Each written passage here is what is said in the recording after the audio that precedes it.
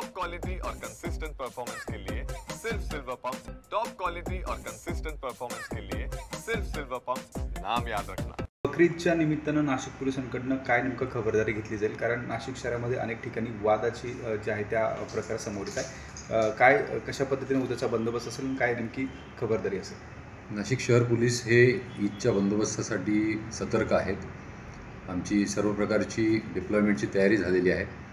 यावेळेला आम्ही 24 ठिकाणी नाकाबंदी केलेल्या होत्या। कोम्बिंग ऑपरेशन्स जसे आपण बघत असाल ते आमचे चालू आहेत। स्टॉप अँड सर्च ऑपरेशन्स चालू आहेत। जे रेकॉर्डवरचे गुन्हेगार आहेत तर त्यांच्यावरही प्रतिबंधक कारवाई करण्यात आलेली आहे। साधारण 240 रेकॉर्डवरच्या आरोपींवर प्रतिबंधक कारवाई करण्यात आलेली आहे। त्याचबरोबर आमच्याकडे स्टेट रिझर्व्ह पोलीस फोर्सची एक कंपनी आलेली आहे। 700 होमगार्ड्स आमच्याकडे आलेले आहेत आणि शहराच्या विविध ठिकाणी जे सेन्सिटिव्ह एरियाज आहेत तर त्या सर्व ठिकाणी बंदोबस्त अलर्ट आहे।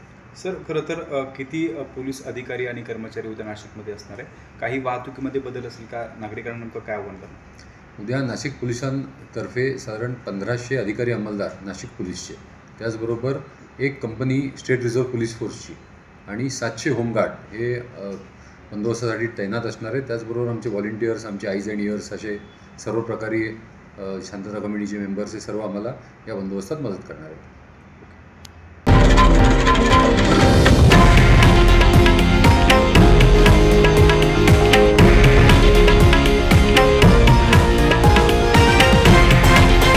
हे आहे देशातील नंबर 1 न्यूज नेटवर्क आणि आपण पाहत आहात TV9 मराठी, एकमेव।